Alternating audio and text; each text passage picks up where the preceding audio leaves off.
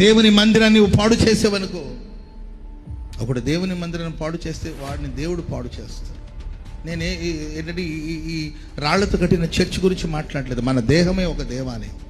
ఆమె చెప్పండి, అది గట్టిగా చెప్పాలి. మన దేహమే, యవనస్తులారా, నీ దేహం దేవుని ఆలయం.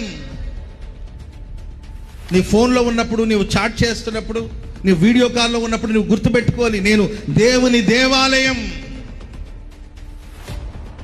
చేతిలో ఫోన్ ఉంది, పక్కన ఎవరు లేరు అనుకునేటప్పుడు నువ్వు జాగ్రత్త పడాలి. ఇది దేవుని దేవాలయం. దీన్ని నేను పాడు చేశాననుకో, దేవుడు నన్ను పాడు చేస్తాడు. దేవుడు త్రాసులు పెట్టి మనల్ని చూస్తాడు. తక్కువగా కనబడ్డాం అనుకోండి, క్లోజ్ చేసేస్తాడు. అంతే.